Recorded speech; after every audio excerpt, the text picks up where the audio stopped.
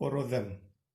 Corrosion is defined as the destruction of metal by chemical and electrochemical attack of the environment. यानी किसी भी metal का chemical electrochemical reaction से अपने compound में बदल जाना और कमजोर पड़ जाना कोरोजन कहलाता है। जैसे एग्जाम्पल रस्टिंग ऑफ आयरन, देखा होगा लोहे पर लाल भूरे रंग की जंग जो लग जाती है, जो लोहे का आयरन ऑक्साइड होता है, हाइड्रेटेड आयरन ऑक्साइड कहते हैं। तो इस तरह उसकी सरफेस पर किसी रेड ब्राउन कलर का डिपोजिशन रस्टिंग कहलाता है। सिल्वर मेटल की चमक धीरे धीरे धीरे धीरे कम होने लगती है, कम होने के बाद वो फीका पड़ जाता है और ब्लैक कलर की डिपोजिशन हो जाता है सिल्वर ऑक्साइड का, उसे टार्निशिंग ऑफ सिल्वर कहते हैं। तो ये एक और एग्जाम्पल है कोरोजन का, tarnishing of silver, shining surface of silver becomes black and dull due to formation of silver oxide layer. उसी तरह तांबे के मेटल पर अगर देखा जाए तो कुछ दिनों के बाद एक ग्रीन कलर के कंपाउंड का डिपोजिशन हो जाता है, blue green surface of copper बन जाता है, जो बेसिक कॉपर कार्बोनेट के बनने की वजह से होता है। इस तरह से deposition of basic copper carbonate on the surface of the copper, another type of corrosion. तो पाया गया कि जितने भी मेटल हैं वो मेटल धीरे धीरे धीरे इन्वायरमेंट के साथ, दूसरे केमिकल के साथ रिएक्शन करते हैं और रिएक्शन करके कमज़ोर पड़ जाते हैं, उनका डिस्ट्रक्शन होने लगता है, और इस तरह destruction of metal by chemical and electrochemical attack of environment is called as corrosion. Cause of corrosion, अब क्या कारण है, क्या वजह है कोरोजन होने की? तो उसके पीछे मेटल की रिएक्टिविटी है। कुछ मेटल जैसे प्लैटिनम है, गोल्ड, सिल्वर, इन मेटल को पैसिव मेटल कहा जाता है, इनएक्टिव मेटल कहा जाता है, क्योंकि ये इन्वायरमेंट के साथ रिएक्शन नहीं करते हैं और बहुत सालों तक ज्यों का त्यों चमकते रहते हैं। मगर इन मेटल्स के अलावा, इसके अतिरिक्त जितने भी मेटल्स हैं वो रिएक्टिव और एक्टिव मेटल कहलाते हैं, क्योंकि वो फ्री स्टेट में इन्वायरमेंट में नहीं रह सकते। Almost all the metals accept platinum, gold and silver are active metals. They cannot exist in nature in free state. तो वो फ्री स्टेट में जब नहीं रहते हैं तो अपने किसी न किसी कंपाउंड के फॉर्म में जमीन के अंदर, पृथ्वी के अंदर, अर्थ क्रस्ट में पाए जाते हैं और उसे ओर कहा जाता है। They are present in form of their ores in the earth crust, such as metal oxides, metal sulphides, metal carbonates. अब इन ओर में से मेटल को एक्सट्रैक्ट किया जाता है और इस प्रोसेस को कहते हैं metallurgy. Metals are extracted from their ores by metallurgical process which is called as extraction of metal और मेटलर्जी। इस तरह से जब मेटल का एक्सट्रैक्शन किया जाता है, जमीन के अंदर से उनके ओर्स निकाले जाते हैं, उसे धोया जाता है, धोने के बाद उसे गर्म किया जाता है, उसके बाद उसका रिडक्शन कराया जाता है, एक लंबा चौड़ा प्रोसेस करते हैं। उस प्रोसेस से metal oxide, metal sulphide, metal carbonate से फ्री मेटल बाहर निकलता है, जिसको हम कहते हैं एक्सट्रैक्शन ऑफ मेटल। इस प्रोसेस में, एक्सट्रैक्शन ऑफ मेटल के प्रोसेस में एक बहुत बड़ा अमाउंट एनर्जी का खर्च होता है। In this process a lot of energy is consumed, so the metal in free state are very reactive. इसीलिए मेटल्स जब फ्री स्टेट में होते हैं तो वो बहुत रिएक्टिव होते हैं।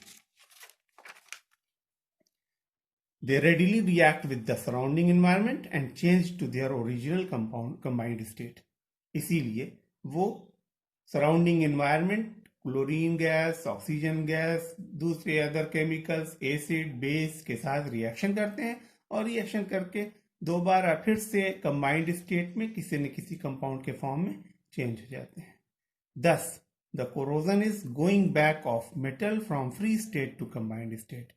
इसलिए corrosion एक रिएक्शन है जिसमें फ्री स्टेट के मेटल कंबाइंड स्टेट में बदल जाते हैं, जिसे हम कोरोजन कहते हैं।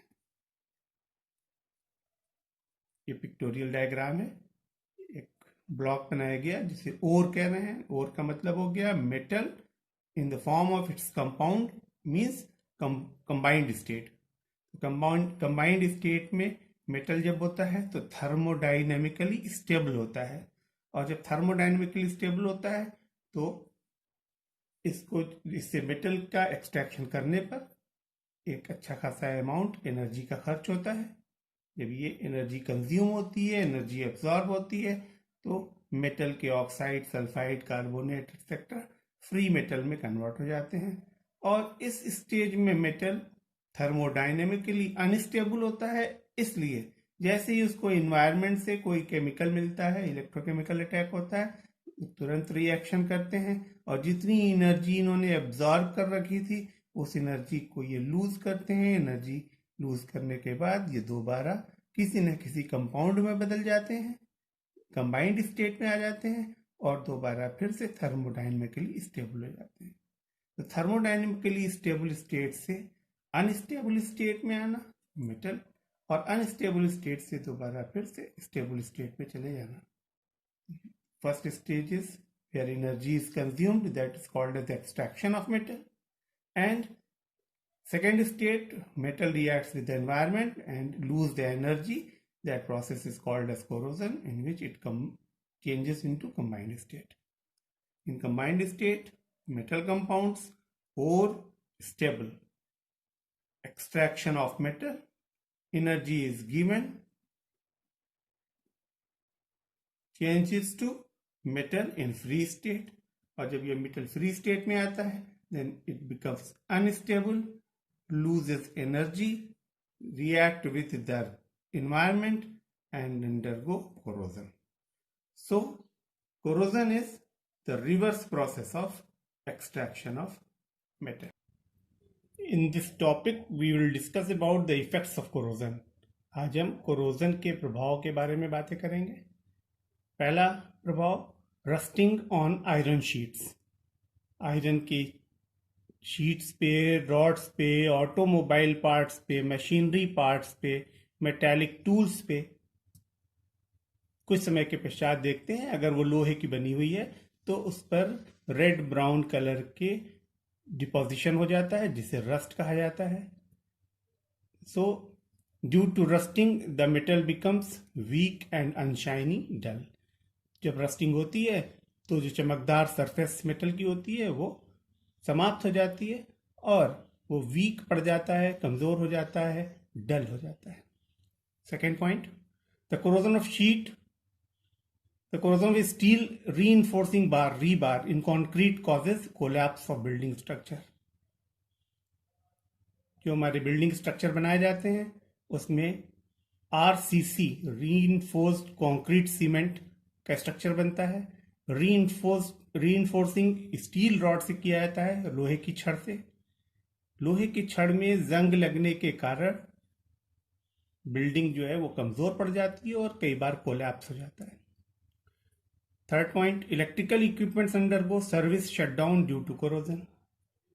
मेटालिक स्ट्रक्चर्स, मेटालिक इक्विपमेंट जहाँ पर इलेक्ट्रिसिटी पास हो रही होती है करंट के कारण, उनमें कभी हीट प्रोड्यूस होती है और हीट प्रोड्यूस होने से फ्यूज हो जाते हैं, मेल्ट हो जाते हैं। घरों के अंदर फ्यूज वायर का उड़ जाना आपने सुना है।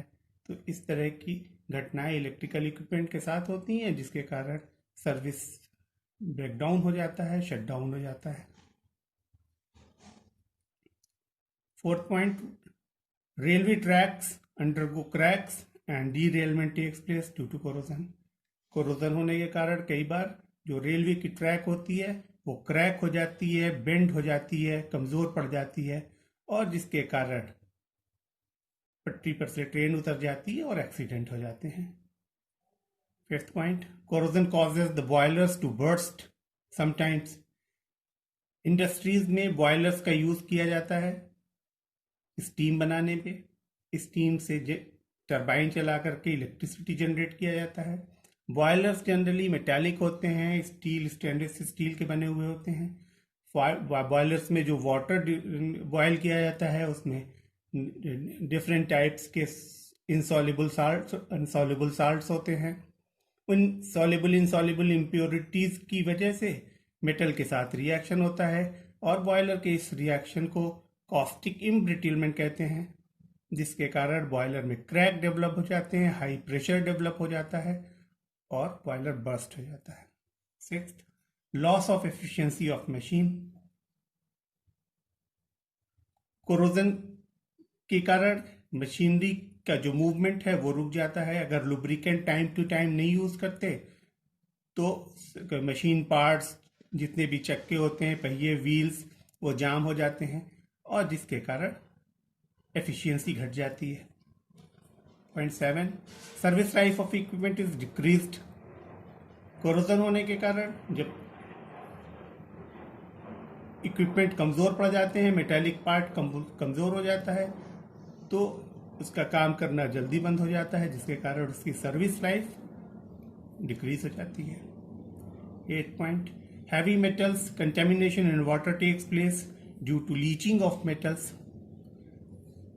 वाटर पाइपलाइन जनरली मेटालिक होती हैं, आयरन मेटल की बनाई जाती हैं, गैल्वेनाइज्ड आयरन की बनाई जाती हैं। जिंक मेटल, लेड मेटल, इनका यूज़ किया जाता है पाइपलाइन बनाने में। पानी में अगर इम्प्योरिटीज या एसिडिक नेचर होता है तो वो metal, iron metal, zinc metal, lead metal धीरे धीरे धीरे धीरे पानी के अंदर डिसॉल्व होता रहता है, जिसे लीचिंग ऑफ मेटल कहते हैं। ऐसे में पानी के अंदर हैवी मेटल का कंटेमिनेशन हो जाता है और इसके ऐसा पानी पीने से, ऐसा ड्रिंकिंग वाटर पीने से या जनरल यूज़ करने से हेल्थ प्रॉब्लम्स आती हैं। 9th, above all effects adversely affect human life and health। इस प्रकार देखते हैं कि मशीन की खराबी से, पानी की खराबी से, जो कोरोजन के कारण हो रहा है, जिनमें मेटल्स आ जा रहे हैं, हैवी मेटल आ जा रहे हैं, ह्यूमन लाइफ पर बुरा प्रभाव पड़ता है और हेल्थ भी प्रभावित होती है। 10th and the most important, large amount of economic loss is faced by the corrosion। Corrosion के कारण जब मशीनरी के सर्विस लाइफ कम हो जाती है या अनटाइमली वो बर्स्ट हो जाते हैं, काम करना बंद कर देते हैं, ब्रेक डाउन हो जाता है, जिसके कारण एक बड़ा अमाउंट में इकोनॉमिक लॉस होता है। So these are the effects of corrosion. Corrosion protection के लिए मेटल को मॉडिफाई करके एक दूसरा मेथड है by using metal alloys. Metal alloys basically 2 और मोर देन 2 मेटल्स का एक होमोजीनियस मिक्सचर होता है। इसे सॉलिड सॉल्यूशन भी कहा जाता है। कुछ मेटल ऐसे होते हैं जिनके ऑक्साइड पैसिव ऑक्साइड होते हैं, प्रोटेक्टिव ऑक्साइड होते हैं। उनमें मुख्यतः क्रोमियम, निकल और एल्युमिनियम है। अगर इन मेटल्स को आयरन के साथ मिक्स कर दिया जाए तो जो एलॉय बनता है उसे स्टेनलेस स्टील का कहता है, क्रोमियम स्टील, निकल स्टील एक्सेट्रा। इन मेटल्स को आपस में भी मिक्स करके एलॉय बनाया जा सकता है। ये मेटल बहुत आसानी से एटमॉस्फेरिक ऑक्सीजन के साथ रिएक्शन करते हैं और क्रोमियम ऑक्साइड, निकल ऑक्साइड, एल्युमिनियम ऑक्साइड बना लेते हैं। क्रोमियम ऑक्साइड, निकल ऑक्साइड और एल्युमिनियम ऑक्साइड स्टेबल होते हैं, हाई टेम्परेचर रेजिस्टेंट होते हैं और प्रोटेक्टिव होते हैं। तो सरफेस पर अगर इन ऑक्साइड की लेयर लग जाती है तो बेस मेटल का कोरोजन रुक जाता है। इस प्रकार इन मेटल के साथ जो पैसिव ऑक्साइड बनाते हैं, अगर एलॉय बना दिया जाए तो एक स्टेनलेस स्टील बन जाती है, जिस पर कोरोजन कम हो जाता है। Alloys are homogeneous mixture of 2 or more metals. They are also called as solid solution. Chromium, nickel, aluminum are good alloying metals. They form a protective oxide layer on the surface of iron if they are mixed to form stainless steel. तो इस प्रकार metal alloys बना करके भी बहुत हद तक corrosion prevent किया जा सकता है। इसके बाद एक बहुत इम्पोर्टेंट टॉपिक है जिसमें मेटल को मॉडिफाई किया जाता है। कैसे? कैथोड बना करके, that is called as cathodic protection. Cathodic protection के कई मेथड होते हैं। इस कैथोडिक प्रोटेक्शन में किया क्या जाता है कि जिस मेटल को प्रोटेक्ट करना होता है उसे कैथोड बना देते हैं। आमतौर से जब कोई मेटल, जो रिएक्टिव मेटल होते हैं, वो इन्वायरमेंट में रखे जाते हैं तो इन्वायरमेंट कैथोड होता है और मेटल एनोड की तरह से काम करता है। जब मेटल एनोड की तरह से काम करता है तो उसमें ऑक्सीडेशन होता है, लॉस ऑफ इलेक्ट्रॉन होता है और कोरोजन होता है। अगर उस मेटल को किसी प्रकार कैथोड बना दिया जाए तो वो प्रोटेक्टेड रहेगा। एनोड पर हमेशा कोरोजन होता है और कैथोड प्रोटेक्टेड रहता है। So in this method cathodic protection, the metal to be protected is made cathode, thereby corrosion does not occur. It can be done in following ways. अगर cathode बना दें इस पर कोरोजन नहीं होगा। कैसे बना सकते हैं? इसमें पहला मेथड है sacrificial anodic protection. Sacrificial anodic protection में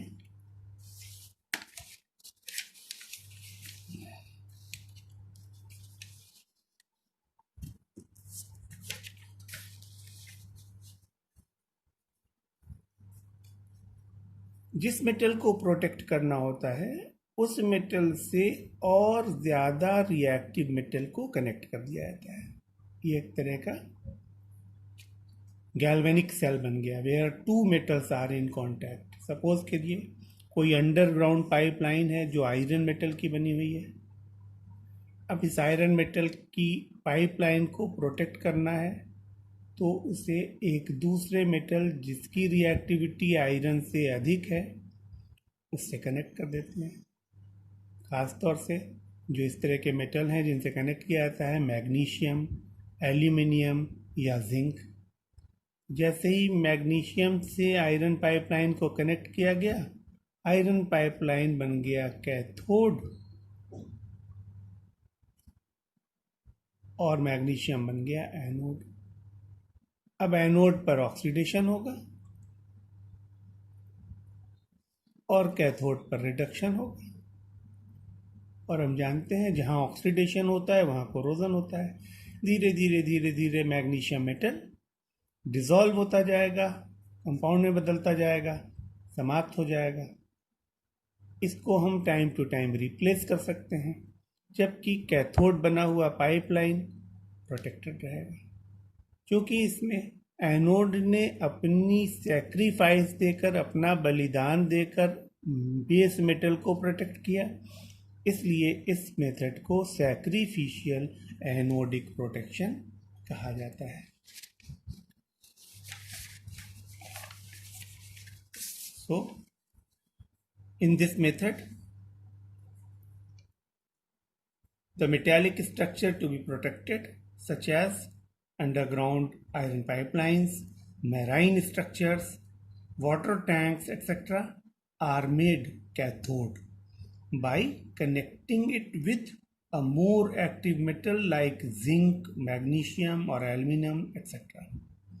The more active metal becomes anode and undergo oxidation. Thus, it protects metallic structure sacrificially. Such phenomenon is called as sacrificial anodic protection. The anode can be replaced time to time and underground structures remain protected. So this method is called as sacrificial anodic protection. Galvanization. This is another very old method of protection of corrosion. इस method में iron metal को protect करने के लिए उसकी सतह पर, उसकी सरफेस पर जिंक मेटल की कोटिंग कर दी जाती है। जिंक मेटल एक रिएक्टिव मेटल है, एटमॉस्फेरिक ऑक्सीजन के साथ रिएक्शन करके जिंक ऑक्साइड बना लेता है और जिंक ऑक्साइड की जो लेयर फॉर्म हो जाती है सरफेस पे वो आयरन मेटल को प्रोटेक्ट करती है। जिंक एक सॉफ्ट मेटल है, आसानी से मेल्ट हो जाता है। तो मोल्टन जिंक मेटल में आयरन को डिप करके, that process is called as hot dipping, dip करके उस मेटल की सरफेस पर जिंक मेटल की कोटिंग कर दी जाती है और इस प्रोसेस को कहते हैं गैल्वेनाइजेशन। इस तरह बनने वाले मेटल को, आयरन को कहते हैं गैल्वेनाइज्ड आयरन। GI पाइप का नाम सभी लोगों ने सुना है। आमतौर से बाजार में जो वाटर पाइपलाइन बिकती है उसे GI पाइप कहते हैं, मेटेलिक। तो इस प्रकार गैल्वेनाइजेशन एक प्रोसेस है जिसमें मेटल के ऊपर जिंक मेटल की कोटिंग की जाती है। Galvanisation is the process of coating zinc metal on iron metal surface. The protective zinc oxide coating on the surface of iron metal protects the iron from corrosion. It is done by hot dipping. Galvanized iron pipe, GI pipe, are used in water transportation system. Very simple method. Galvanization, just coating of zinc on iron. Difference between sacrificial anodic protection and galvanization comparison. Sacrificial anodic protection में भी metal को zinc या magnesium या aluminium more reactive metal से connect कर दिया जाता है। गैल्वेनाइजेशन में भी आयरन मेटल को जिंक की कोटिंग कर दी जा रही है, मगर दोनों में डिफरेंस क्या है, तो उसका एक कंपैरिजन यहाँ पर दे दिया गया है। Sacrificial anodic protection in galvanisation. पहला point, reactive metals like magnesium, aluminum और zinc can be used. Sacrificial anodic protection में मेटल को एल्यूमिनियम, जिंक या मैग्नीशियम से कनेक्ट कर देते हैं जिससे ये मेटल एनोड बन जाता है और आयरन मेटल कैथोड बन जाता है, प्रोटेक्शन हो जाता है। In galvanisation only zinc is used, केवल जिंक मेटल की ही कोटिंग की जाती है। That process is known as galvanisation. Second point, reactive metal is connected with iron but not coated. Zinc metal को या एल्यूमिनियम मैग्नीशियम मेटल को एक दूसरे कंडक्टिंग मेटल के माध्यम से बेस मेटल आयरन को कनेक्ट किया जाता है, इसकी कोटिंग नहीं की जाती। मगर गैल्वेनाइजेशन में जिंक मेटल की कोटिंग कर दी जाती है आयरन की सरफेस पर। Third point, zinc is corroded as it acts as anode which can be replaced. जब जिंक को आयरन से कनेक्ट कर देते हैं तो जिंक एनोड बन जाता है, आयरन कैथोड बन जाता है। जिंक पर ऑक्सीडेशन होता है, कोरोजन होता है, तो धीरे धीरे धीरे धीरे जिंक का जो ब्लॉक है वो कोरोड होकर के, डिजॉल्व होकर के खत्म होने लगता है, समाप्त होने लगता है, जिसे टाइम टू टाइम रिप्लेस किया जा सकता है। गैल्वेनाइजेशन में जो जिंक की सरफेस पर कोटिंग की जाती है वो जिंक एक प्रोटेक्टिव जिंक ऑक्साइड की लेयर बना लेता है। That zinc oxide layer protects iron from corrosion. Fourth point, this method is used in more corroding medium like sea water. समुद्र का सलाइन वाटर जिसमें साल्ट्स बहुत होते हैं, ऐसे वाटर और दूसरे कोरोसिव इन्वायरमेंट में मेटल को सैक्रिफिशियल एनोडिक मेथड से कनेक्ट कर मेथड द्वारा कोरोजन से बचाया जाता है। जबकि गैल्वेनाइजेशन लेस कोरोसिव मीडियम या नॉन कोरोसिव मीडियम जैसे एयर में मेटल को, आयरन मेटल को प्रोटेक्ट करने के लिए यूज किया जाता है।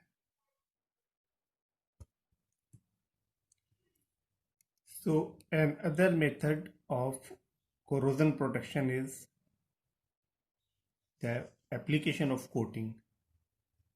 कोटिंग का मतलब ये होता है कि मेटल की सरफेस के ऊपर किसी दूसरे सब्सटेंस का जो पैसिव हो, कम रिएक्टिव हो, इन्वायरमेंट के साथ रिएक्शन ना करता हो, उसकी एक लेयर लगा देना। आमतौर से देखा गया है कि लोहे के किसी आर्टिकल पर पेंट कर दिया जाता है। पेंट करने से मेटल और एनवायरनमेंट के बीच में एक बैरियर आ जाता है जो एनवायरनमेंट से रिएक्शन नहीं करता। इस तरह से बेस मेटल प्रोटेक्ट हो जाता है, उस पर कोरोजन आसानी से नहीं होता है।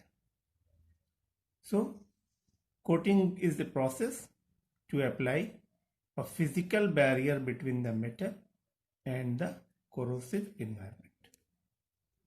Coating itself, thus a coating itself acts as a physical barrier between the metal and the environment to prevent corrosion. Very simple figure is, this is a metal piece. After some time, this metal reacts with the environment to form some oxide layer. इस तरह जो metal की piece है वो environment के साथ reaction करके metal oxide की एक लेयर ऊपर बना लेती है। अब जब मेटल ऑक्साइड की लेयर बन जाती है तो इन्वायरमेंट और मेटल के बीच में ये ऑक्साइड की लेयर एक अवरोध का काम करती है, बैरियर का काम करती है, जिससे इन्वायरमेंट का डायरेक्ट मेटल पर रिएक्शन नहीं होता है। इस तरह से कोटिंग अप्लाई करके मेटल को प्रोटेक्ट किया जा सकता है। अब बात आती है कि ये कोटिंग किस मटेरियल की बनाई जाए। तो जो कोटिंग होती है उनको बेसिक तीन कैटेगरीज में डिवाइड किया गया है। फर्स्ट इज इनऑर्गेनिक कोटिंग, जिसमें इनऑर्गेनिक मटेरियल जैसे मेटल के ऑक्साइड्स, मेटल के सिलिकेट्स, मेटल के कार्बाइड्स, इसके अतिरिक्त नाइट्राइड्स, सल्फेट्स, फॉस्फेट्स, बहुत सारे मेटल के इनऑर्गेनिक सब्सटेंसेस हैं जो फिजिकल बैरियर का काम करते हैं। दूसरी कोटिंग होती है मेटालिक कोटिंग, जिसमें एक बेस मेटल पर किसी दूसरे मेटल की कोटिंग कर दी जाए। जैसे गैल्वेनाइजेशन में पढ़ा था कि जिंक की कोटिंग कर दी गई। उसी का एक और एडवांस रूप है electroplating. By electrolysis one metal is added और applied on the surface of other metal. एक मेटल पर दूसरे मेटल की कोटिंग करते हैं जिससे बेस मेटल प्रोटेक्टेड रहता है।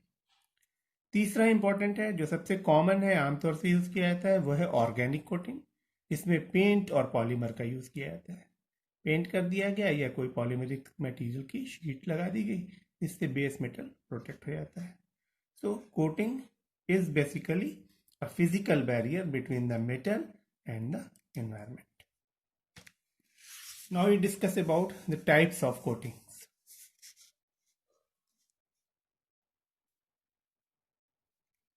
So first of all, inorganic coatings. In inorganic coatings, one type is metal oxides. Formation of metal oxide is very common phenomenon. Oxygen is very reactive towards metals. तो जो metal environment में कहीं पर भी रखे जाते हैं वो एटमॉस्फेरिक ऑक्सीजन के साथ रिएक्शन करके मेटल ऑक्साइड की एक लेयर सरफेस पर बना लेते हैं। और ये मेटल ऑक्साइड की लेयर, जो अभी हमने बताया था, मेटल ऑक्साइड की लेयर फिजिकल बैरियर का काम करती है। मगर ये फिजिकल बैरियर का काम करेगी तब जब इसकी कुछ खास प्रॉपर्टीज हैं, उन खास प्रॉपर्टीज को ये फुलफिल करे। अदरवाइज ये मेटल ऑक्साइड की लेयर अगर उखड़ गई, कहीं से डिटैच हो गई, इसके अंदर पोर्स डेवलप हो गए, इसमें क्रैक डेवलप हो गए, तो फिर वो प्रोटेक्टिव नहीं होगी।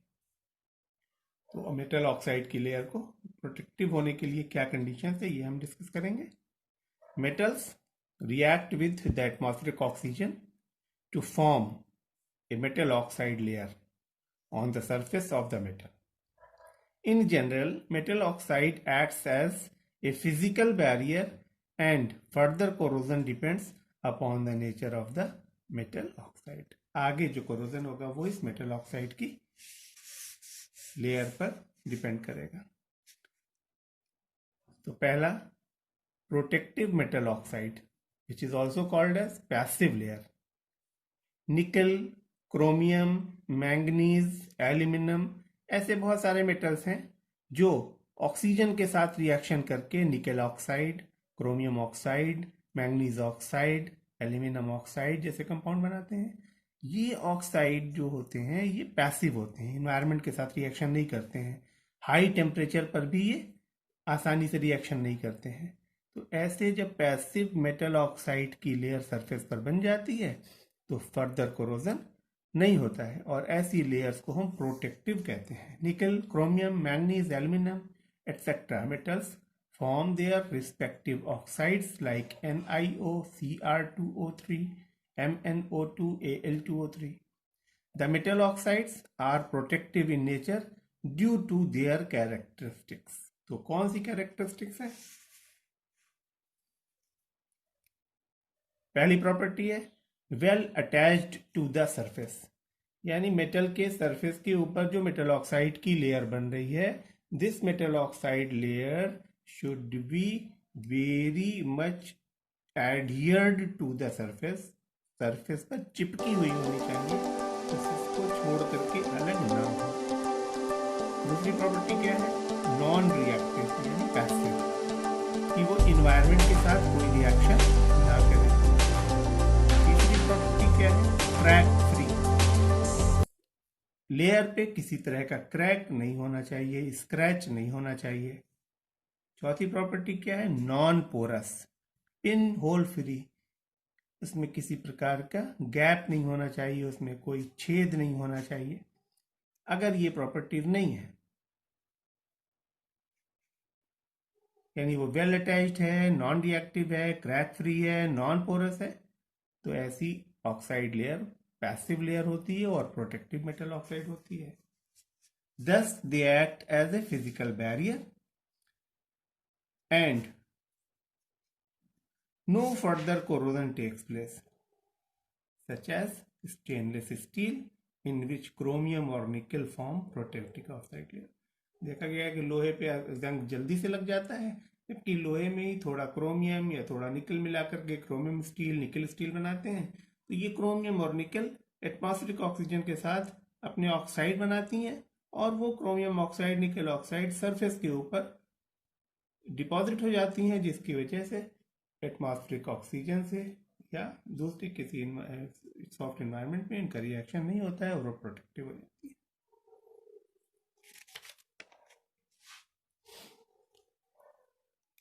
यही ऑक्साइड लेयर नॉन प्रोटेक्टिव हो जाएगी। दूसरा पॉइंट, नॉन प्रोटेक्टिव हो जाएगी जब वो प्रॉपर्टी सीज हो जाए। अगर वो प्रॉपर्टीज हट जाए ऑक्साइड में से तो नॉन प्रोटेक्टिव हो जाएंगी। नॉन प्रोटेक्टिव होने का मतलब ये हो गया कि अगर उसमें वो detach from the surface, surface पर बनी और उखड़ गई, हट गई वहां से। रिएक्टिव विद द एनवायरनमेंट, बनी सरफेस पर और ऑक्साइड लेयर या कोई और लेयर, और इन्वायरमेंट के साथ रिएक्शन करके डिजॉल्व हो गई। क्रैक्स, अगर उनमें क्रैक्स डेवलप हो गए, अगर उनमें पिन होल्स डेवलप हो गए, पोर्स डेवलप हो गए, छिद्र पैदा हो गए, किसी तरह के गैप पैदा हो गया, तो क्या होगा? उन स्थान पे, उस प्लेस पे फ्रेश मेटल एनवायरनमेंट के साथ एक्सपोज होने लगेगा और रिएक्शन लगातार चलता रहेगा और कोरोजन चलता रहेगा। Then fresh metal will be exposed to the environment and corrosion will continue. Like iron oxide, ferrous oxide, ferric oxide, ये लेयर्स बनती हैं और उखड़ जाती हैं। जैसे कि आमतौर से जंग के केस में देखा गया कि जंग सरफेस पर बनता है और उसको थोड़ा झाड़ दीजिए, ठोक दीजिए, तो वो हट जाता है अपनी जगह से। इस तरह से तब तक लोहे पर जंग लगता रहता है जब तक पूरा लोहा जंग में ना बदल जाए। Third type of oxide layer is volatile oxide layer. ये भी नॉन प्रोटेक्टिव होती है। नॉन प्रोटेक्टिव इसलिए होती है कि उसका नेचर वोलेटाइल है, जो वेपर्स में बदल जाए। तो जैसे ही मेटल ऑक्साइड बनता है वो वोलेटाइल होता है, इवेपोरेट हो जाता है और फ्रेश मेटल एक्सपोज होने लगता है। जब फ्रेश मेटल एक्सपोज होगा तो कोरोजन लगातार चलता रहेगा। If metal oxide is volatile in nature, it will evaporate and fresh metal will be exposed to the environment, thus corrosion will continue. Another is reversible metal oxide layer, it is protective. खास तौर से gold का example आता है कि gold atmospheric oxygen के साथ reaction करता है और गोल्ड ऑक्साइड बनाता है। ये रिएक्शन रिवर्सिबल होता है। जैसे ही गोल्ड ऑक्साइड बनता है, ये टूट करके फिर गोल्ड में बदल जाता है, फिर गोल्ड ऑक्साइड में बदलता है, गोल्ड में बदल जाता है। इस तरह से रिवर्सिबल रिएक्शन होने के कारण एक ऑक्साइड की लेयर का बनना और फिर टूट जाना, बनना फिर टूट जाना, फ्रेश मेटल को के लॉस को रोके रखता है। इसलिए गोल्ड की सरफेस हमेशा चमकती रहती है और उसका कोरोजन नहीं होता है। Gold forms gold oxide with atmospheric oxygen. This reaction is reversible. Thus, the metal oxide is decomposed as soon as it is formed. Therefore, no metal loss is observed and metal shines for a long time. अब ये metal oxide की layer protective होगी कि नहीं होगी, इसके लिए पिलिंग बेडवर्थ rule है। पिलिंग और बेडवर्थ ने एक रूल बनाया कि कौन सी मेटल ऑक्साइड लेयर प्रोटेक्टिव होगी और कौन सी नॉन प्रोटेक्टिव होगी। तो मेटल का वो पार्ट जो एक्सपोज होकर के मेटल ऑक्साइड में बदल रहा है, तो उतने मेटल का वॉल्यूम निकाल लिया जाए और मेटल का ऑक्साइड जितना बना उसका वॉल्यूम निकाल लिया जाए। Metal oxide to metal volume का जो रेशियो होगा उसकी वैल्यू 1 से ज़्यादा होनी चाहिए। अगर वो 1 से अधिक है तो प्रोटेक्टिव होगा, अगर 1 से कम होगी तो नॉन प्रोटेक्टिव होगा। According to this rule, a metal oxide layer will be protective if the ratio of volume of metal oxide to the volume of metal from which the oxide was formed is greater than 1। कितना कह रहे हैं? Volume of metal oxide and volume of metal used, जितने metal से oxide बना है इसका जो हम रेशियो निकालेंगे इन दोनों का, इस रेशियो की वैल्यू अगर ग्रेटर देन 1 आ रही है then it is protective, and if it is less than 1 then it is non protective.